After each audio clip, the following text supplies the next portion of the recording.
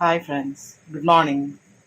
അപ്പോൾ ഞാനിന്ന് ഉണ്ടാക്കാൻ പോകുന്നത് ഉരുളക്കിഴങ്ങ് വെച്ചിട്ടൊരു റെസിപ്പി കേട്ടോ. അപ്പോൾ ഞാൻ എന്തേ അരിഞ്ഞ് ചെറുതായിട്ട് ചെറിയ ക്യൂബായിട്ട് അരിഞ്ഞിട്ടും ഇത് 3 മീഡിയം ഉരുളക്കിഴങ്ങും 2 ചെറിയ ഉരുളക്കിഴങ്ങും കേട്ടോ. അപ്പോൾ ഞാനത് അരിഞ്ഞിട്ട് വെള്ളത്തിലിട്ട് ഇപ്പം വാർത്തെടുത്ത് വെച്ചേക്കുവാണ്. പിന്നെ അതെങ്ങനെ ഉണ്ടാക്കണമെന്ന് നോക്കാം. അപ്പോൾ ഞാൻ അത് ഒരു കുക്കറിലേക്ക് ഇട്ടിട്ടുണ്ട് കേട്ടോ. ഇനി അതിനകത്തേക്കൊരു മീഡിയം സവാള ചെറുതായിട്ട് അരിഞ്ഞിട്ട് ഞാൻ ഇന്നത്തേക്ക് ഇടുവാണേ. അതിനകത്തേക്ക് ഞാനൊരു 1/2 ടീസ്പൂൺ മഞ്ഞൾപ്പൊടി കേട്ടോ. ഇതിനകത്തേക്ക് 1 ടീസ്പൂൺ ഉപ്പ് ഞാൻ ഇപ്പം ഇടുവാണ്. പിന്നെ നമുക്ക് കറിയൊക്കെ റെഡി ആയി കഴിയുമ്പോൾ വേണമെങ്കിൽ ഇട്ടാൽ മതി.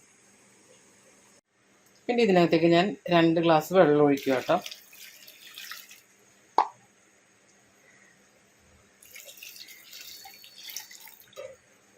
ഇതിന് നന്നായിട്ടൊന്ന് ഇളക്കണം.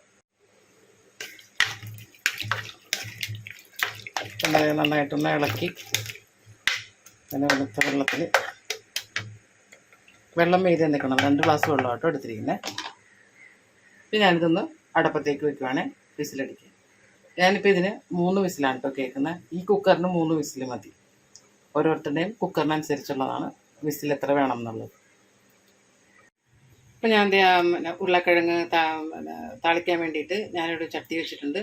അതിനകത്തേക്ക് ഞാനൊരു 3 ടേബിൾ സ്പൂൺ വെളിച്ചെണ്ണയാട്ടോ ഒഴിച്ചിരിക്കുന്നത്. ഇതിനകത്തേക്ക് ഞാൻ 1 ടീസ്പൂൺ കടുക് ഇടും കേട്ടോ.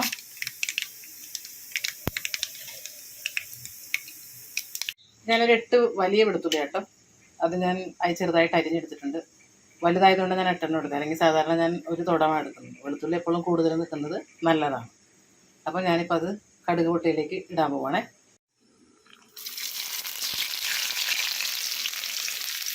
അപ്പോൾ അത് വെളുത്തുള്ളിയുടെ പച്ചമണമൊക്കെ ഒന്ന് മാറി നല്ല അടിപൊളി സ്മെല്ല കേട്ടോ.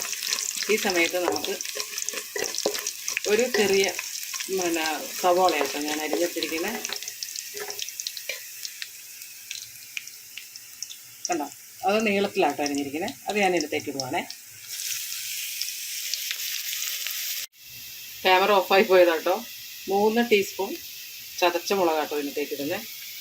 ആ സമയത്ത് ഫസ്റ്റ് ഇട്ടപ്പോഴത്തേക്കും ഓഫായിപ്പോയി ഇതുകൊണ്ട്. ഇപ്പോൾ 3 ടീസ്പൂൺ ഞാൻ ചതച്ച മുളക് ഇട്ടിട്ടുണ്ട്. ഇനി ഇതൊന്ന് വാട്ടട്ടെ കേട്ടോ. ഒരു 1/2 ടീസ്പൂൺ മഞ്ഞൾപ്പൊടിയും കൂടി കേട്ടോ. പിന്നെ ഇനി ഒരു പിടി വേപ്പിലയും കൂടി കേട്ടോ.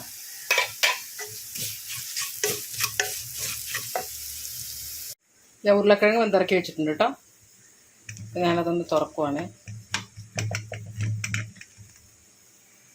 ഇത് നല്ല ക്രിസ്പി പോലെയായി. ഈ സമയത്ത് നമുക്ക് ഇതിനകത്തേക്ക് ഈ ഉരുളക്കിഴങ്ങ് ഇടാം.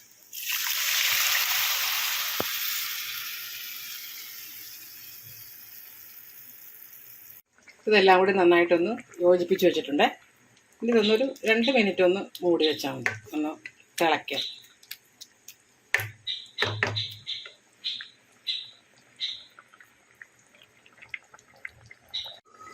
നമുക്കത് തുറക്കാം കേട്ടോ.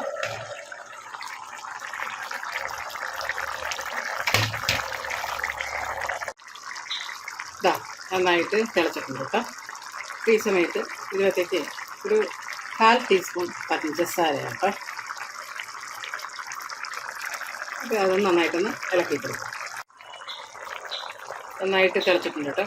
ഈ സമയത്ത് ഞാൻ ഒരു ടീസ്പൂൺ മേത്തി എടുത്തിട്ട് നന്നായിട്ടൊന്ന് ഞെരടി പൊടിച്ച് വെച്ചിട്ടുണ്ട്. ഇത് ഇതിനകത്തേക്ക് ഞാൻ ഇടുവാണ്.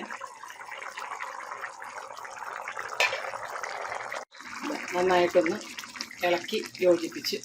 ഇനി മേത്തി കയ്യിൽ ഇല്ലെങ്കിൽ നമുക്ക് ഇതെന്താ പറയുക, മല്ലിയില അത് ഇട്ടാലും മതി കേട്ടോ.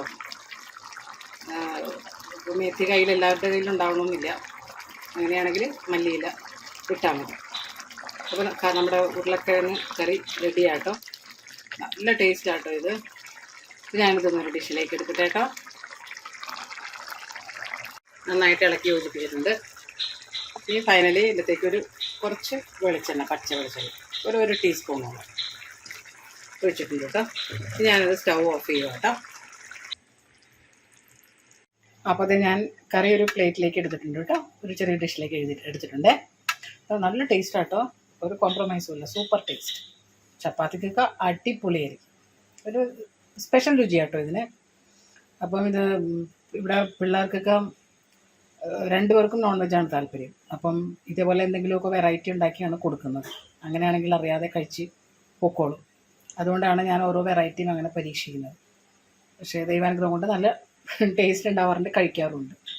സോ ഞാൻ നിങ്ങളോട് പറയുന്നു, ഇതൊന്ന് ട്രൈ ചെയ്ത് നോക്കുക. ഇഷ്ടപ്പെടുകയാണെങ്കിൽ ലൈക്ക് ചെയ്യാനും കമൻറ്റ് ചെയ്യാനും ഷെയർ ചെയ്യാനും മറക്കരുത് കേട്ടോ. ഇനി എനിക്ക് പറയാനുള്ളത് ആസ് യൂഷ്വൽ ഒന്ന് സബ്സ്ക്രൈബ് ചെയ്യണം. എൻ്റെ ചാനൽ ആദ്യമായിട്ട് കാണുന്നവർ ഒരു സപ്പോർട്ടായിട്ട് കരുതുക. Okay, thank you.